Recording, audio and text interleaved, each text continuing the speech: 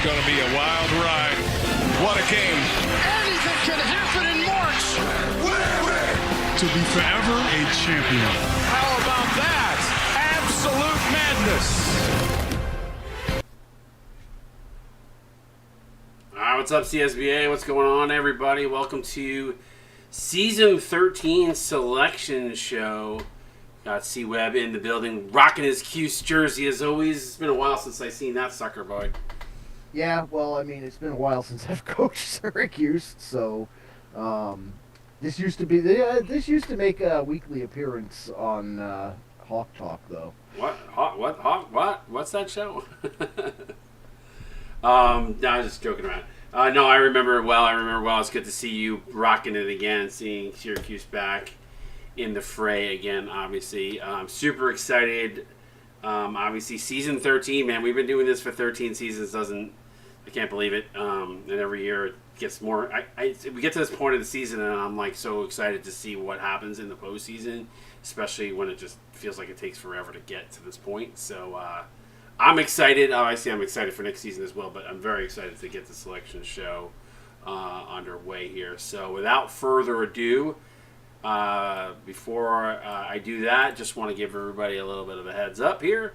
Obviously, please tag your locker rooms and get as many people in here as you can. This is important. Obviously, this is the culmination of our season, so we want to make sure you're here enjoying and seeing where your team will get seated, and obviously who got the axe and didn't make it. So let's get things rolling here with our bracket. Just kind of jumping in really quickly here, guys. Championship game. The road to the Final Four is through Houston, Texas. Our South region will be played in Washington, D.C. Our Midwest and Milwaukee, Wisconsin.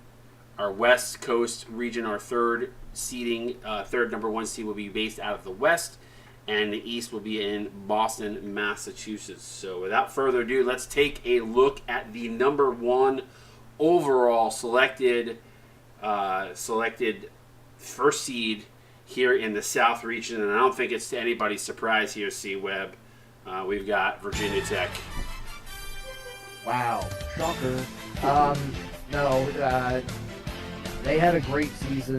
The only undefeated team left standing. They pretty much deserve the number one overall seed based on that alone. I think, especially coming through the ACC, I know from personal experience that is a tough conference. So. Yeah, I'm pretty excited that they got the number one. Well deserved. Yeah, we get to look at some of their inside post play here. Is what H-Dog decided to feature, and appropriately so, as Trey O'Neal and company are definitely the players to look at on that Virginia Tech roster, I think. Any surprise that they are the number one overall seed out of all the teams? No. Again, like I said, I think being undefeated, they've earned that. They're the only team that hasn't lost this season, so by virtue of that, you deserve the number one overall seed. Not really a surprise. I agree, and ACC was a tough conference too. So without further ado, let's jump into the rest of the region. Let's take a look at the number two seed in the South region here. Sorry about that. In the South region, and that is none other than, and I think this might be coming to a surprise to some people, but we're going to jump right in. That is going to be your Iowa Hawkeyes out of the Big Ten.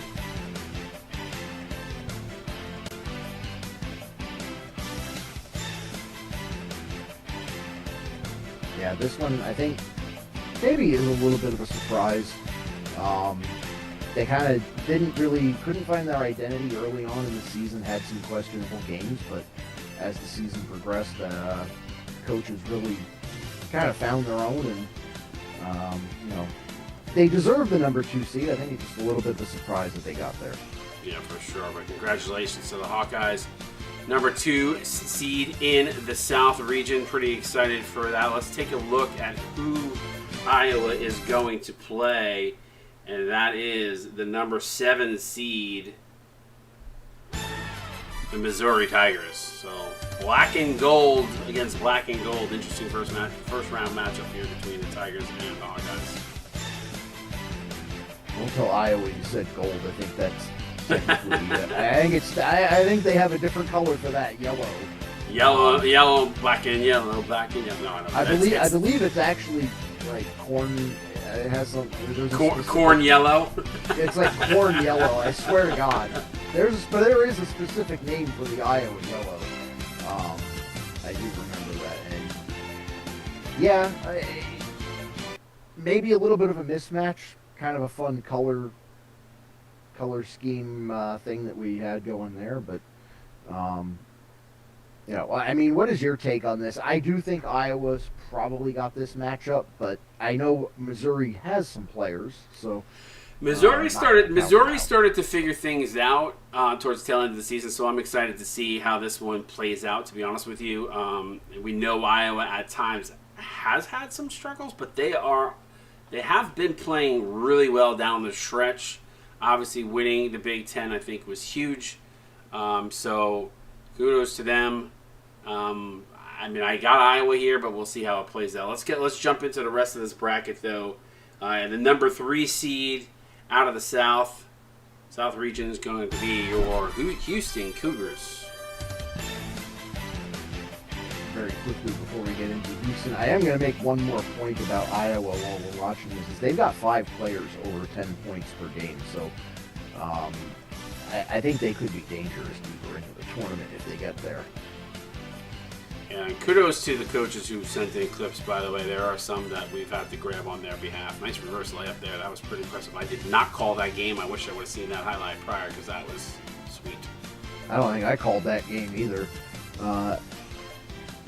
Houston, though, definitely a force to be reckoned with. This is a team that maybe had aspirations of being a 2 seed until things kind of went off the rails later in the season for them. Big 12 conference didn't really go the way that they wanted to, so they've got something to prove. Again, though, they've got some big-time scorers. Earl Flint Jr. everywhere, Bubba Diddle. Those guys actually won the Park After Dark championship. You can't do that without some scoring. Yeah, I agree, and I think, like I said, I think Houston figured it out late in the season as well. Some of these teams, I think, as the season played on, did start to figure it out. Obviously, with the switch to 24, certainly played a factor into a lot of team struggles. But I think they started to find their identity, and I think when you see who they're going to play in the first round, everybody, I think you're going to be interested to see how this one works. We're going to look at the number 6 seed of the South region, and that is going to be none other than your North Carolina Tar Heels out of the ACC. Yeah, so this is one of those 6 seeds that probably isn't a 6 seed. Wow, what a pick by Johnson on that play. And, good on him being the first highlight. Definitely one of the players that a lot of the play goes through, being the leading scorer with 13.6 per game. Yeah, and Storm, while his player is not probably one of the best on the North Carolina roster, I will say Storm is a very good game planner. So I think for a 3-6 matchup, this is going to be a barn burner. I think Houston, this could be an upset special. We'll have to wait and see. Obviously, you got to play the games and see how they fare. But Storm is usually a pretty good game planner. So X-Face is going to have his hands. The rest of the Cougars team is going to have their hands full in this first round matchup. Yeah, I do think North Carolina is definitely a lot better than their record would show this season, sitting at 2-8. Houston, I don't know that they necessarily, they performed about as expected, but maybe lost a game or two. I wasn't thinking they would lose. So. Yeah, North Carolina, tough team. Curious to see how that one plays out. Houston, also a very good team. I feel like that's more of a 4-5 matchup than a 3-6, but it'll be interesting. And speaking of 4-5 matchups, let's take a look at the 4 and 5 seeds respectively here in the South region. Out of the SEC, going to be Mississippi State Bulldogs.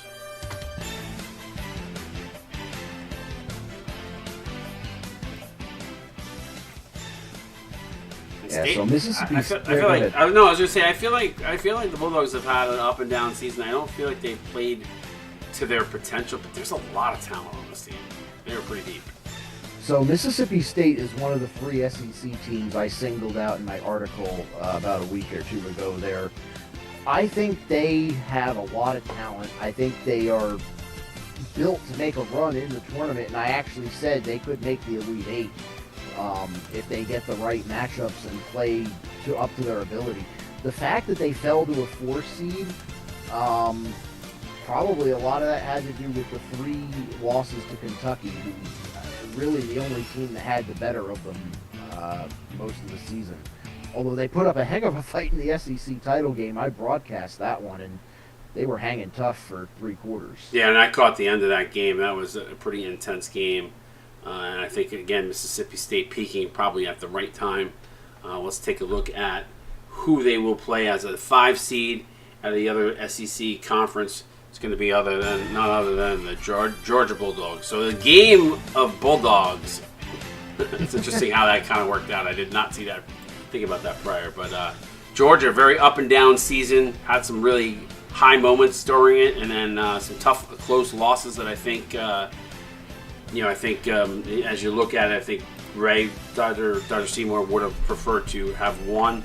Very hard on himself for a few of those losses, but I think this is a great 4-5 matchup. I think it's a really good matchup, too. I'm kind of going to give the edge to Mississippi State. I think they're a more well-rounded team, but Georgia has some, pardon the pun, dogs on their roster. 4 guys almost over 12. Caliente just a shade under at 11.8 points per game. So if you've got 4 guys that can put up 12 points a night, you've got a chance to win most of these matchups here in March Madness. Yeah, and just looking at Georgia, when some of their players have been on the season, Just Blaze, Booty Cheeks, to name a couple, Caliente you mentioned, those guys, when they're on, Georgia plays at the top of their game. It's when they're having an off night. So it's a question will the stars come out for Georgia? We'll have to wait and see, obviously, but that is going to be a great matchup between Mississippi State and Georgia. So just look real quickly. Let's look at the overall bracket for the South region. There it is.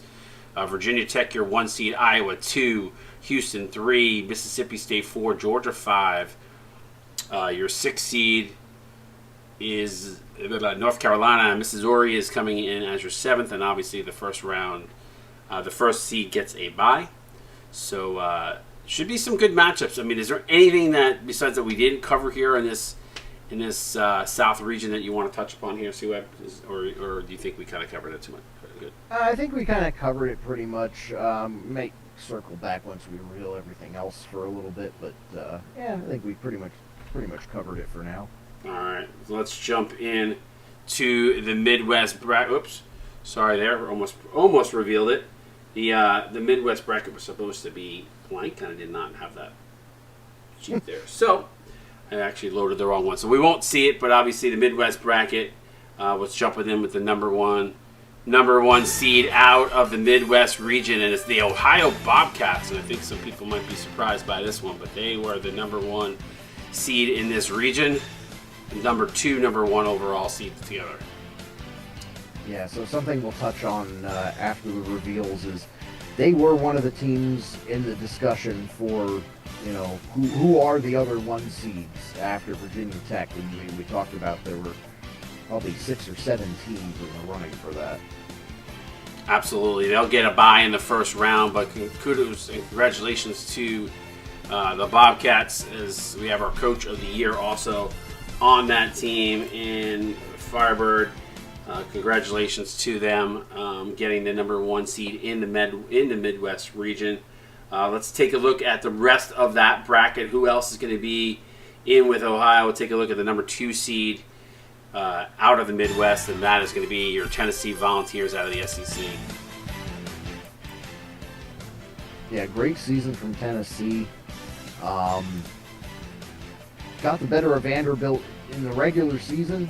Couldn't quite get them in the conference championship, but 3 great matchups with them. So we'll see where Vandy slots in as well as, we see Tennessee's a very well-rounded team. They pretty much get scoring straight up and down their lineup. There's very few, I would say, holes that you can attack. So they're a hard team to game plan for with a veteran coach in Gordo. So I think they definitely have the potential to go deep into the tournament.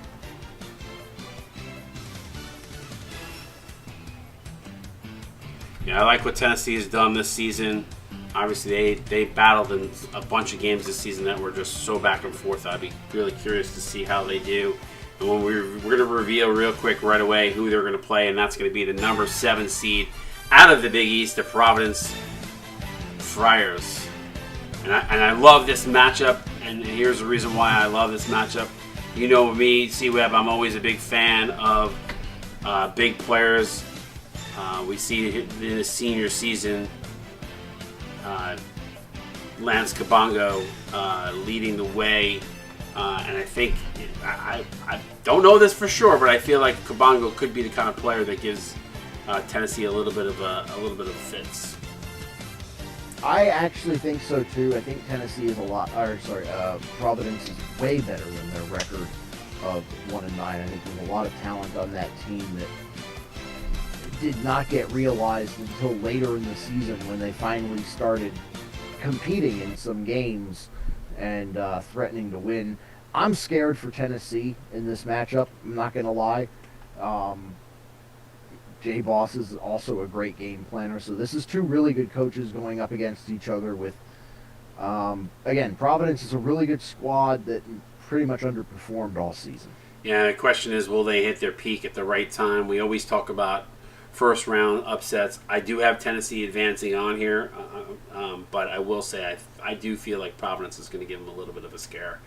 Those first round scaries, sometimes when you see some of these matchups, just you never know how you match up against a team, and this is one that I'm curious to see how Tennessee handles. Tennessee, a very good perimeter shooting team. They like to slash. They like to drive to get to the paint. Will Kabongo disrupt that? We'll have to wait and see, obviously, but I like what Providence has started to do towards the tail end of the season. Tennessee obviously has been rolling. Should be an interesting first round matchup. Let's jump ahead to the number 3 seed out of the Big 12. Going to be your Kansas Jayhawks.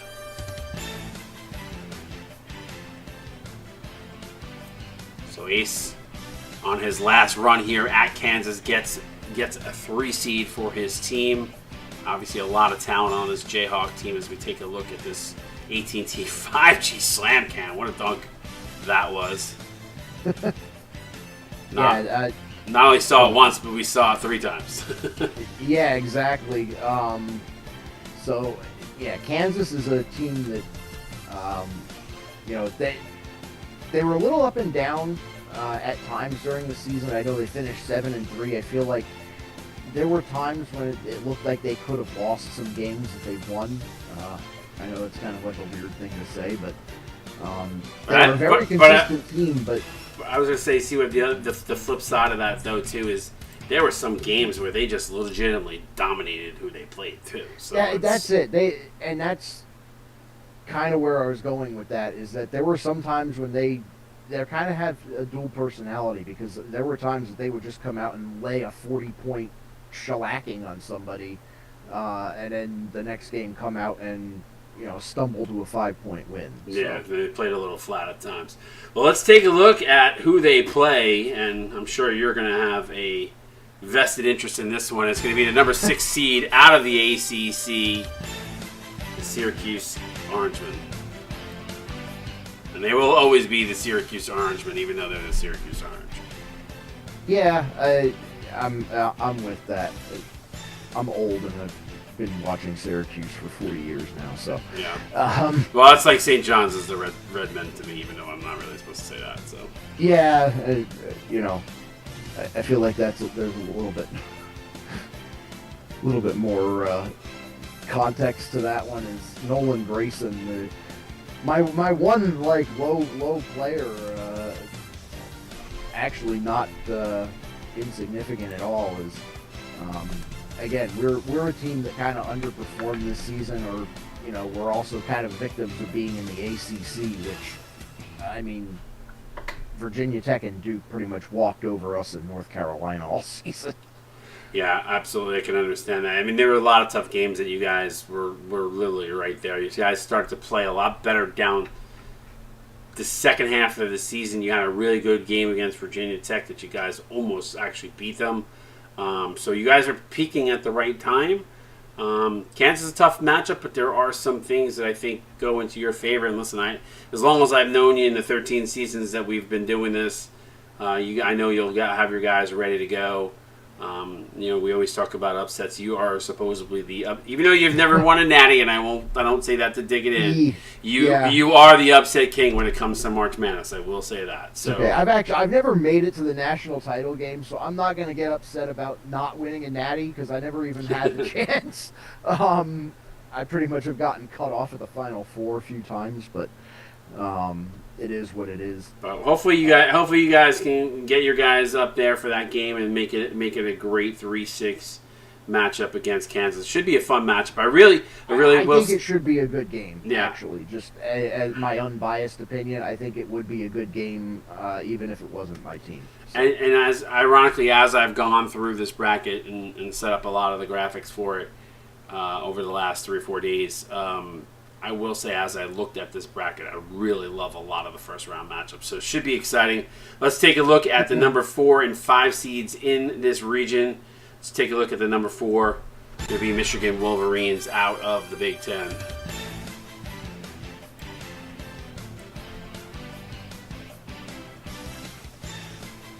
Yeah, I mean, Michigan, not to knock it, but a little bit of the definition of up and down season. A little bit of Jekyll and Hyde, but they do have the Player of the Year, Frederick Kaiser, as we see him get up there. Kaiser was amazing. I do think Kai Avery Jr. probably had some strong games and then some really games where he was invisible. And I think for Michigan, if Michigan wants to make any kind of run, they're going to need to get some consistency from some of their other players besides Frederick Kaiser. Kaiser, obviously, Player of the Year, played really well, was extremely effective for this Wolverines team. But I do think for them to make a deeper run, they're going to need more depth. They're going to need some of that depth scoring. Yeah, I think 2 guys that I'm looking at here are Nowhere and Deified. Both of them had bigger roles last season for Michigan as freshmen, and they need to get Kai needs to figure out a way to get them a little bit more involved in the March Madness scheme, and without sacrificing his other guys, because obviously Kaiser, Mudshovel, and Alexander. Without them, Michigan doesn't even have a winning record this season. Yeah, and it's interesting when we look at we talked about the epitome of an up and down season. Let's take a look at our number 5 seed, the UNLV Running Rebels. Now we talk about an interesting, obviously interesting matchup between these 2 teams. Both of them up and down seasons. Both have played really, really well at times. Both have struggled at times. I think for a 4-5 matchup, I don't think you could ask for anything better between 2 teams that have had an up and down season. Let's just hope for the 4 and 5 matchup they both have an up game and give us a barn burner. Yeah. So this is literally mid versus mid. Number 16 and number 17 both are 6 and 5. This is the same team playing itself. UNLV. They've relied a little bit more on trying to slow play some teams and win with defense, but again, that's more of a product of the WCC and the way that they play basketball against each other. That conference has really kind of pounded on each other, aside from Gonzaga, which kind of ran away with it. Yeah, I love this bracket. Obviously, I think it's a tough one. A lot of tough first round games. I'm excited for it. We'll touch a little bit more about that. Let's jump down to the West bracket. Just want to make sure the West bracket being played out of LA, and to nobody's surprise, this is a team that I think has a strong chance at a national title this season. The number 1 seed, Gonzaga Bulldogs, out of the WCC, which could be said as it was a much weaker conference than what they've seen all season, but they really waxed the competition. You even see the highlight there, Gonzaga versus Kansas. I know you guys played them pretty well, but give me your take. There you go. Give me your sorry, it's here's the embarrassing moment for us.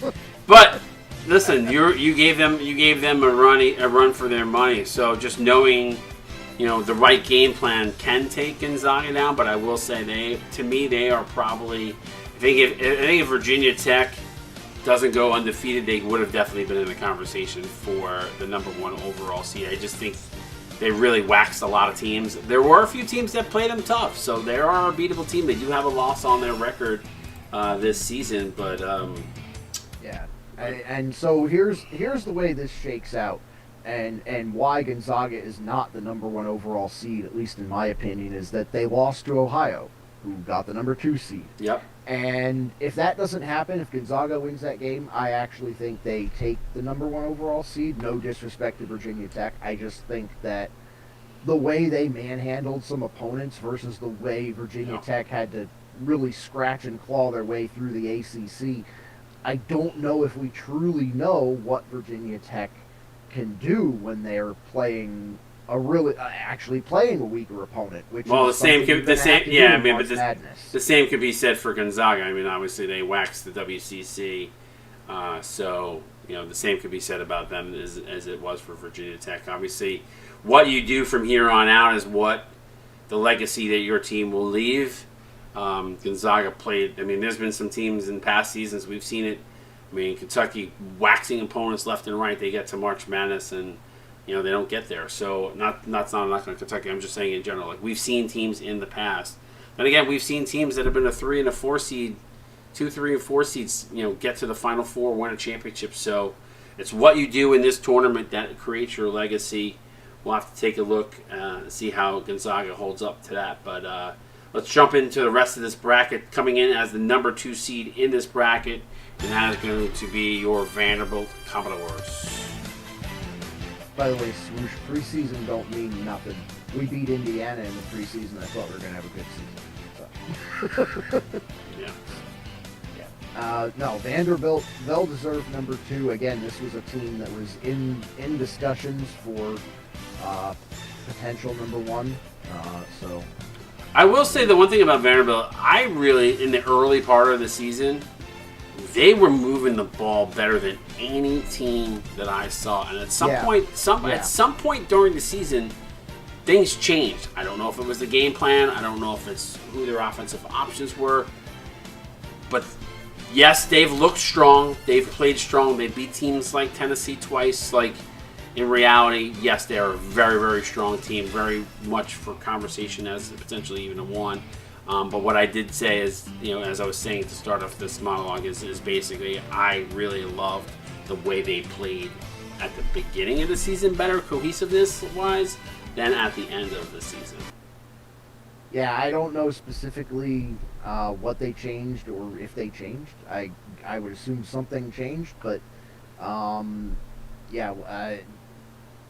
no, I wouldn't be surprised if we see that come back here in March Madness. I wonder if they do go back to some of their early season strategies. It's simply because, like you said, they did move the ball so much better than almost anybody coming out of the gate. But was that maybe a product of the teams they were playing as well?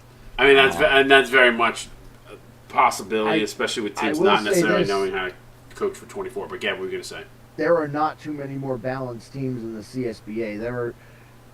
They have 7 players that contribute regularly on their offensive side. So. Yeah, I think if there was a deep team in this particular bracket, as we get through the rest of this bracket here in a second, I think Vanderbilt is probably the one team that could go head-to-head with Gonzaga. But I honestly, to me, when I looked at this entire bracket, this particular West Conference, this West region, rather, in my eyes, probably the gauntlet bracket. So what will be interesting to see. Let's take a look at who Vanderbilt's going to play here in the first round, and that is going to be out of the Big Ten, the Indiana Hoosiers. So the Hoosiers are in, a bubble team coming in at 1-9.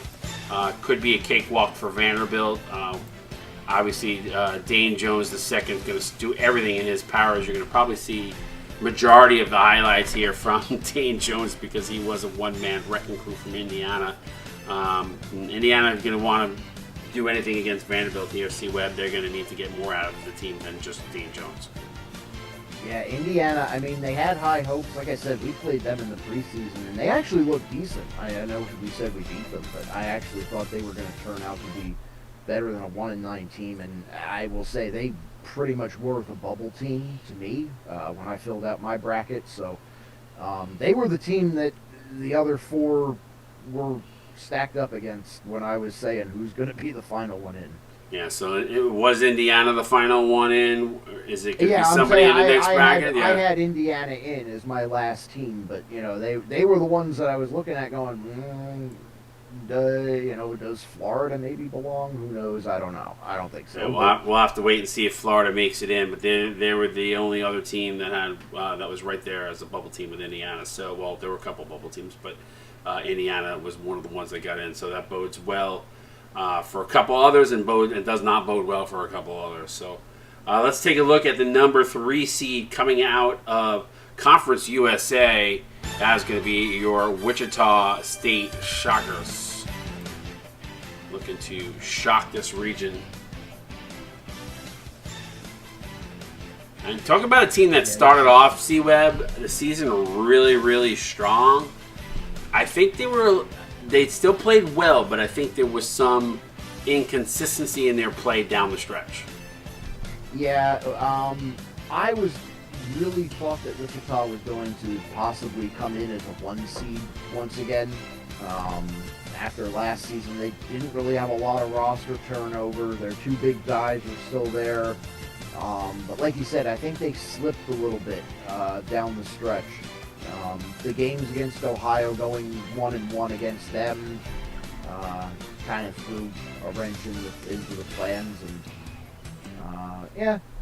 I mean, they come in as a 3 seed. They've still got. We'll see who they end up playing here in a second. But yeah, they're gonna need some more production from Vasco and Iverson, who kind of was disappeared in the last few games. I know Wichita State really focused on the interior more in those last games, but as Wichita State has gone, their bread and butter is through their guard play. So we'll see how that fares for them. Let's take a look at who they're going to play. 6th seed coming out of the Big East is going to be the Creighton Blue Jays. Yeah, so I mean, common theme of the night, underperforming team. I think they had really high aspirations coming into the season. They played some really close games early on. Here we see them against St. John's, which they did not do so well against. But They played St. I'll say they played St. John's. They did play tough. They did play them tough. I think eventually St. John's was able to pull away, but Creighton at times has looked so good, and at times has looked abysmal. So it's a question of whether they can come out, start out hot. Leo Cash, Mike Saluki, those are guys they're going to want to lean on. They're going to need some more. They're going to need some more contributions. Maybe it's Doc Holliday off the bench, or maybe even in the interior, a Big Mac contributing. They're going to need something. They're going to need somebody else to step up, in my opinion, if they're going to want to get past Wichita State, which is a tough first round matchup, the 3-6 game. If Wichita State plays the way they've been playing down the stretch, we could have a really nice 3-6 matchup here. What's interesting is 2 bitter rivals in the CSBA, not fans of each other in Discord, talking a lot of smack today. Creighton and Vanderbilt. If those 2 teams advance to the second round, look out. It's going to be World War III in Discord. So I'm here for it just because it'd be fun. I get some popcorn and it'll be fun, but oh my God! Obviously, we gotta get there first, and obviously Creighton's gotta be Wichita State. I need Creighton in the Elite 8 just for the drama, honestly. Hey, listen, we all as much as I hate toxicity, we love the fact that when ironically when the chat is toxic, that's when it's popping the most. It's but obviously as long as we just don't cross the line, that's all that we care about. In the end, let's take a look at the rest of this bracket, though. But that would be a really interesting matchup should it happen in the second round.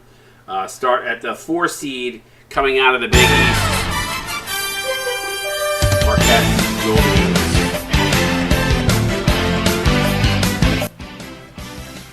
Now, C-Web, I'm looking at as a 4 seed Marquette. I mean, they battled St. John's twice this season, split the season with them. I was shocked to see them at as a 4. I'm legitimately surprised at them being a 4. I kind of thought they were a lock for one of the 3 seeds, particularly in the bracket that we have coming up after this, but we'll get to that when we get to it. But a little foreshadowing, I might disagree with a 3 seed in the final bracket. But yeah, I really think Marquette deserves the 3. This is... I mean, they could have been right up there for 2. I know record is a part of it, but I mean, Marquette definitely played really well this season. That's really it. I think the fact that the fact that they didn't win the Big East title and they did lose to St. John's 2 out of 3 times probably was what did them in. Yeah, Bob, I would agree with that. I think they had a couple big games in their out of conference schedule, if I recall. But either way, they were in as a 4. They're going to take on out of the Big 12 the Texas Longhorns. Yeah, and this is another reason this bracket is so freaking tough. Texas, they're 5-5 on the season, but they have got some big wins. They knocked off Houston at one point. I mean, oof. And yeah, Enrique Spider, a big reason for that. He is an absolute presence down low. Yeah, Monte Green is a guy that's got to lead this team. If Texas wants to have a shot to advance further, they've got to get some depth scoring. They haven't had that. I really want to kill whoever took the Texas the highlights because they took them all off the bright courts, which was later fixed. So it is what it is. But that is your 4 versus 5 matchup, Marquette and Texas. This particular West bracket. Let's take a closer look here. Maybe expand a little bit more on what we talked. But it is a gauntlet, in my opinion. I really like how this bracket filled out. Any additional thoughts here, C-Web, just on your on the seedings here? So touching just a little bit on the matchup we just saw, Marquette and Texas. I think Texas is a good team that needs more consistency. Just kind of looking at their stats, they are a lower scoring team. They also kind of faded away there in that Big 12 tournament, getting doused by Houston after knocking them off in the regular season. So, as for the rest of the bracket, I think we've kind of mentioned it. This is really a gauntlet. Gonzaga and Vanderbilt both could have been 1 seeds. Wichita State, a good 3 seed. Marquette, and completely undervalued by the selection committee. Unfortunately, they didn't win a conference title and they have 4 losses. So that's kind of what you get. But this is a tough bracket here. Yeah, the one thing I will say, Texas obviously against Marquette, that's going to be an interesting matchup. Marquette, if they play the way they did at the beginning of the season, and Texas plays a little bit the way they played at the beginning of the season, you could see a Texas win here. I don't think so, and I really would be primed for a Marquette-Gonzaga second-round matchup, especially with the way Marquette did play down the stretch and how well they played.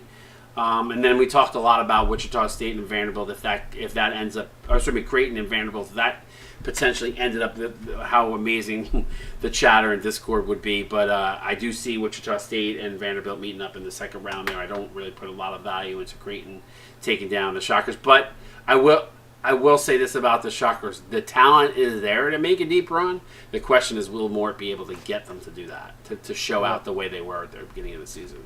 So once again, I'm just going to point to an interesting little tree of wins and losses here that Wichita State knocked off Ohio, who knocked off Gonzaga. Just saying. If they got to get there, then they're going to have to get through Vanderbilt. If they get there, Gonzaga might not want to play that. Just to say. Yeah, it'll be interesting. I really love assuming the teams in this bracket win the way that I would think they're going to win, the quote unquote lower seeds, I guess you could say, the not the higher seeds, lower seeds. If they all advance in this round, those second rounds are going to be amazing. So I'm excited for that.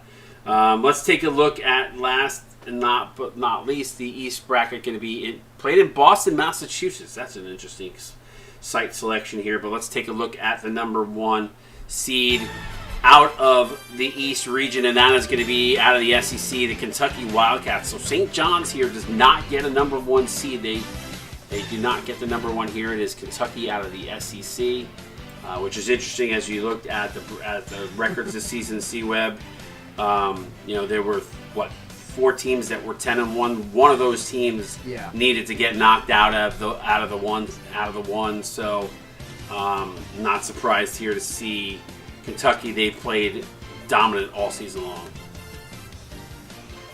And just to add to that too, there were, and I'll say this to Glass too, and I think I have said it. Kentucky blew out teams all season. Like they just were blowing out. They were blowing out teams. Yeah. So you can't say that St. John's. Yes, there were a couple big wins. There were a couple games where St. John's, in my opinion, could have blown out teams, and they were close games. Probably closer than I think a lot of people expected.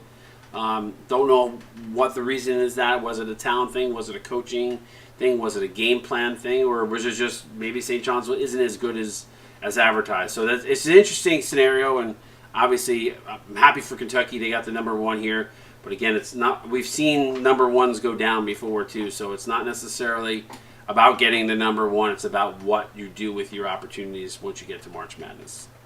Yeah, I mean, it's a little bit of a case of what have you done for me lately. Kentucky lost earlier in the season. St. John's lost at the end of the season. Recency bias, maybe, but whatever. Yep. But could have been. Yeah, I mean, listen, they had one loss. It was down the stretch. It was to Marquette.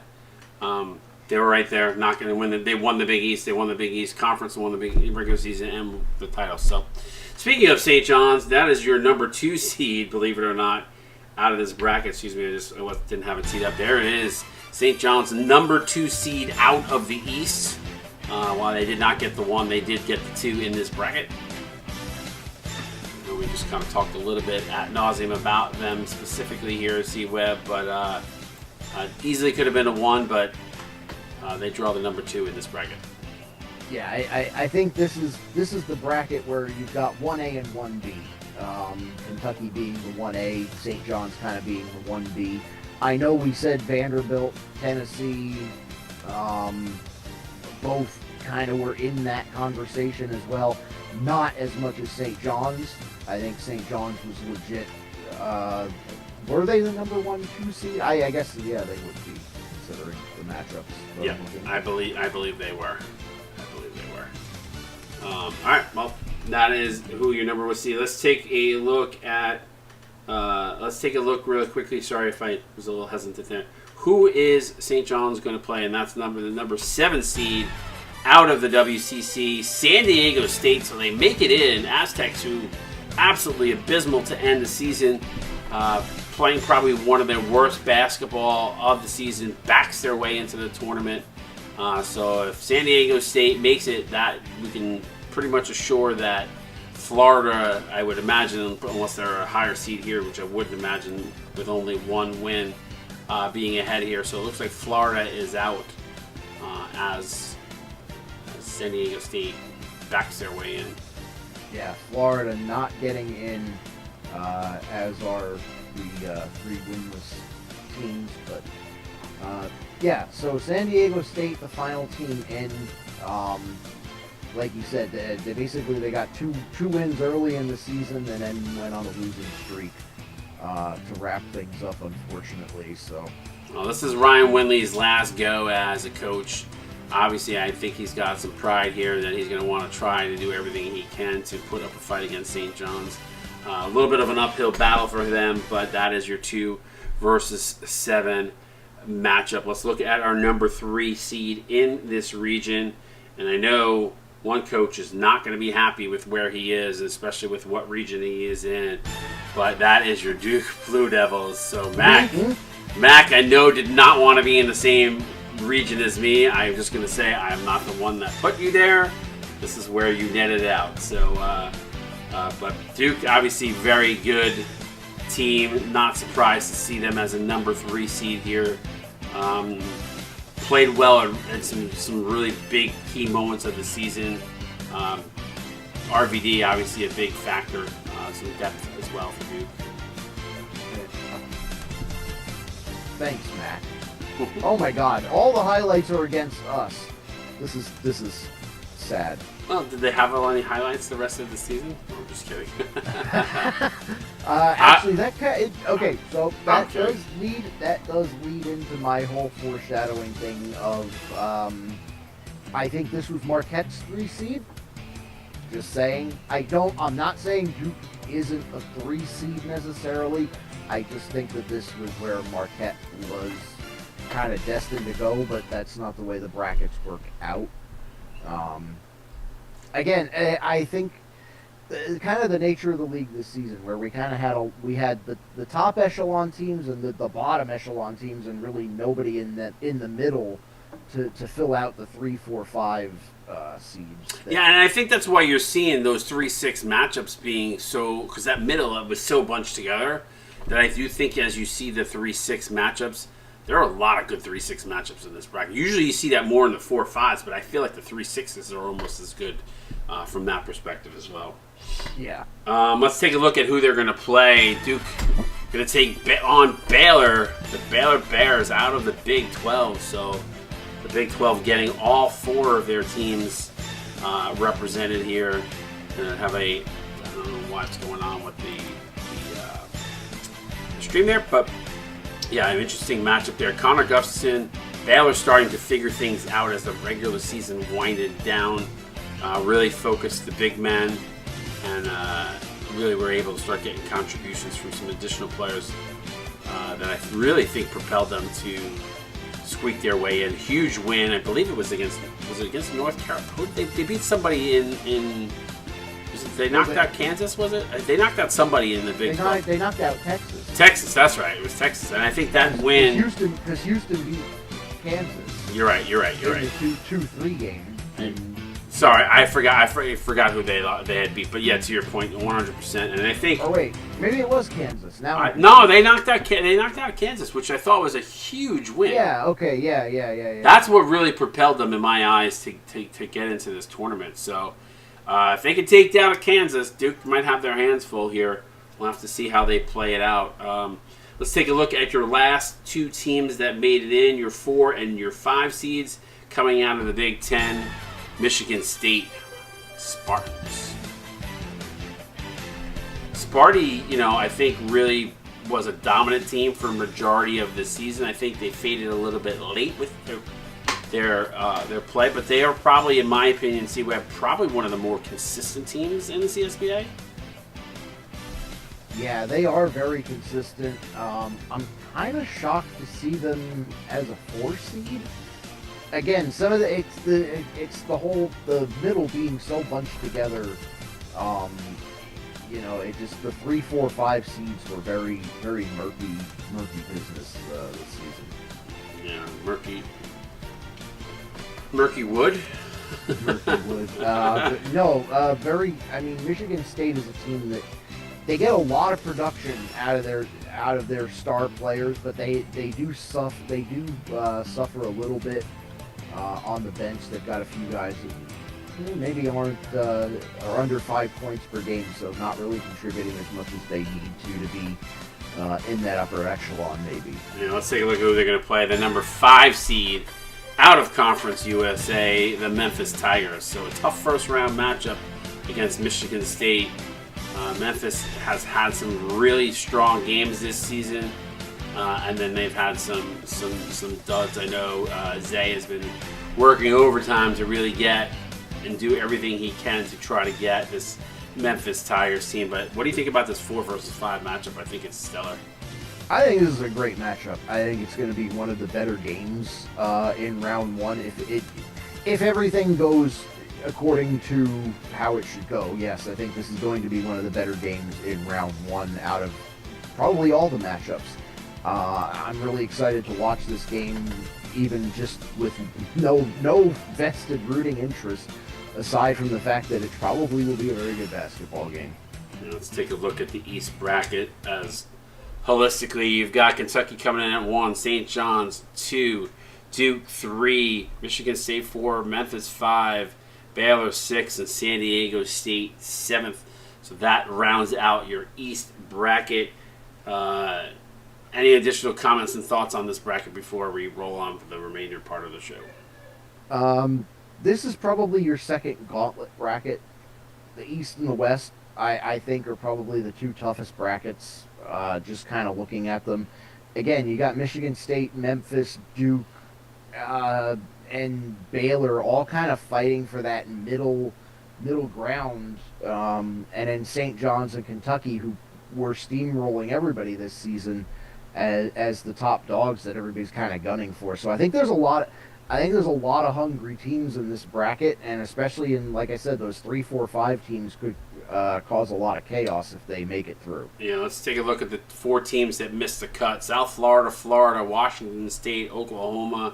I think the one team out of the 4 teams here, Florida probably the only one here, potentially could make a case. Obviously, Indiana and San Diego State squeaking in. Indiana obviously was more of the bubble team than San Diego State was, just because of the win-loss column perspective. But Indiana and Florida with the same record. And, I mean, did the committee get it right here, Csba, with regards to the 4 teams?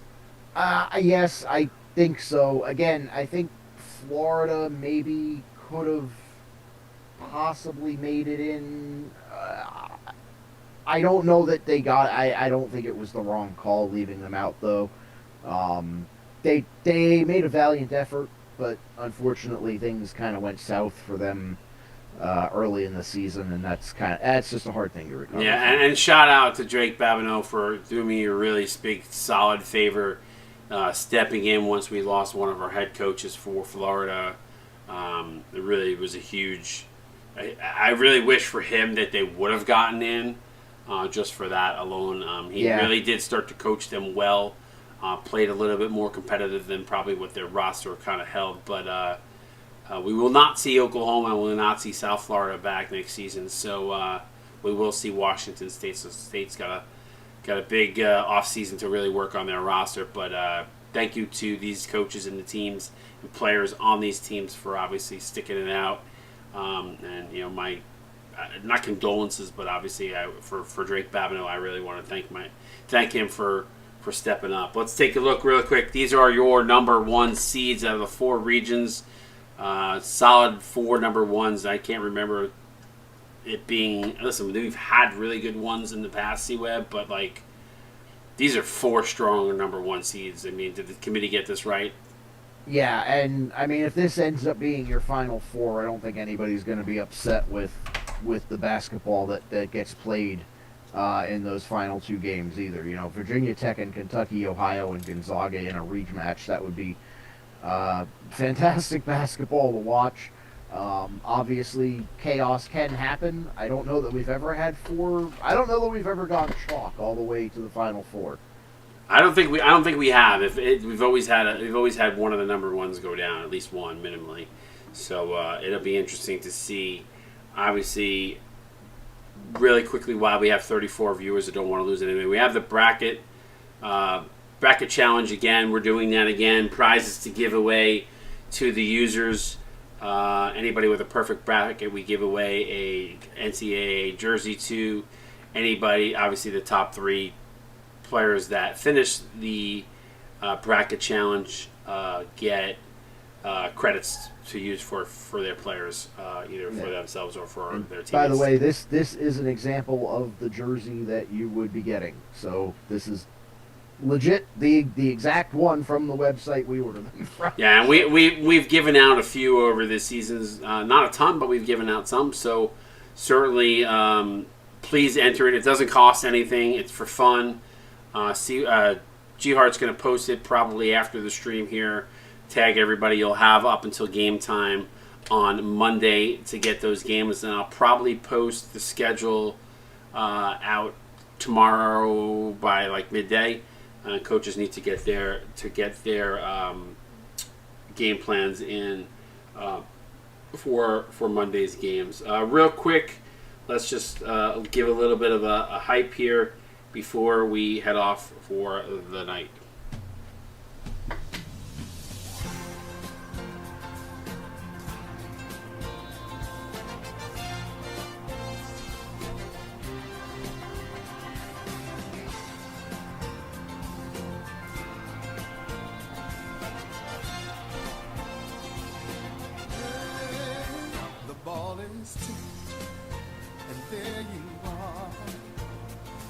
For your life, you're a shooting star, and all the years, no one knows just how hard you worked, but now it shows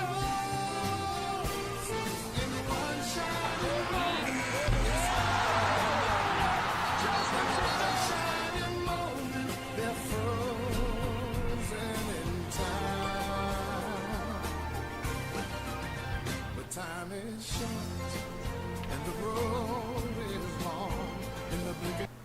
Oops. I ended it too soon. My apologies. I pressed the button.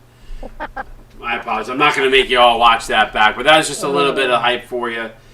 Before we get rolling here, C-Web, give me your Final Four predictions and your champion. Ooh, Final Four predictions. I think Virginia Tech takes the South.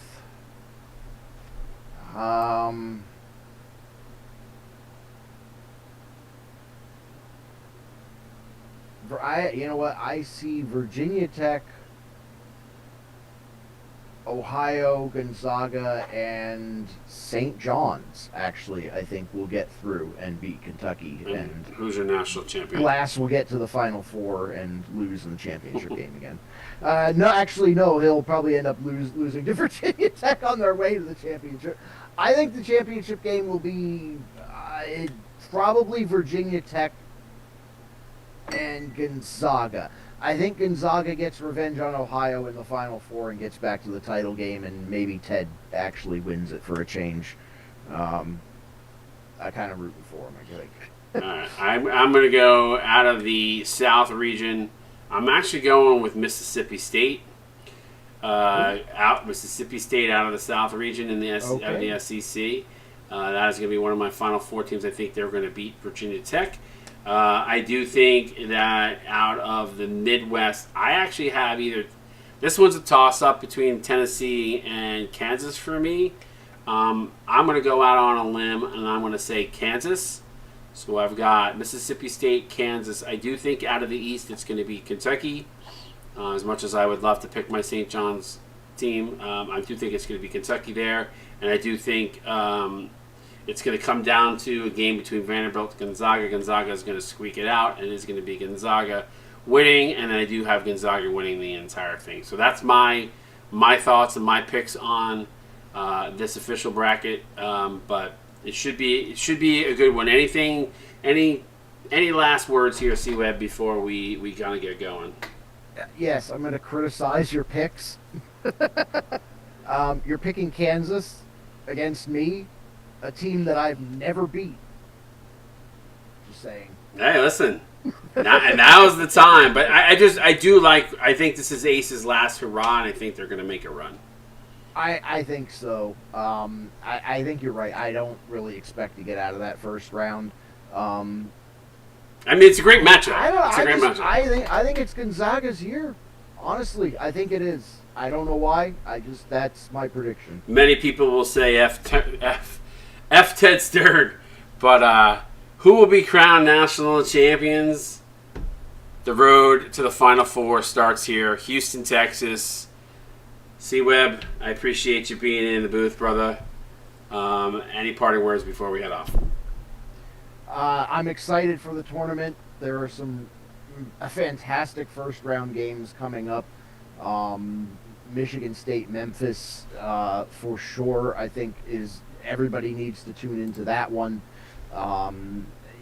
Mississippi State, Georgia, that's going to be a great game in the first round. Everybody should be tuning into Providence. all these games, see, because listen, March Madness, we've seen crazy upsets. No, don't tune in for the last 5 minutes. Tune in for the whole game because there are battles, and we have seen such amazing stories that have developed. That, I mean, everybody jokes around about the Plumbers era and all these things about remember this team and we did this and blah blah blah. Everybody remembers. Why do those guys remember? Because they watched the games. Yeah. Let's tune in for the games, guys. We're working this is the culmination of your season. Don't just show up. Don't just not show up for the other games. Show up for the stuff. This is March Madness. It's going to be exciting. There's going to be upsets. There always is. There's going to be a lot of trash talk. Hopefully somebody brings back the couch. I don't know who's handling that, but somebody's definitely somebody needs to do the couch. I'm calling it out. I'm asking for somebody to take up and step up and do that. I'm excited. Good luck to everybody. Have fun with this. Enjoy it. It is going to be a gauntlet of a tournament. Probably I'll be honest with you, C-Web, I actually think I'm more excited for Season 13's tournament than I have in any other season. I think this is going to be a great tournament. I think you're right. And I do echo the sentiment. Like, tune in for the games even that aren't yours in March Madness because you're going to miss something pretty crazy if you don't. And I'll be honest with you. If you guys tune in and are consistent with it, we'll start to get some giveaways during these tournament games too. So tune in. Obviously, I'm not going to tell you when. We'll throw it out there randomly. Hey, we're going to give away a free pack. Thank you for all tuning in. Show up like you did at the beginning of the season when we had 60 viewers. It was amazing then. And we appreciate you all tuning in. I think the max I saw, we were up to like 40-something viewers for this. So hopefully we can see that or even higher for the tournament. But we appreciate you. Much love. Thank you guys for being patient. I know you guys really needed to wait a long time to see this bracket, but it was a lot of work to put this show together. So thank you for being patient. C-Web, anything? Last thing? No, I think we covered it. All right, guys. Appreciate you. Thank you all. We'll see you. Good luck to everybody in the tournament. Again, look for that announcement on the bracket challenge where you can win some prizes. We do that every season. Appreciate you. We'll see everybody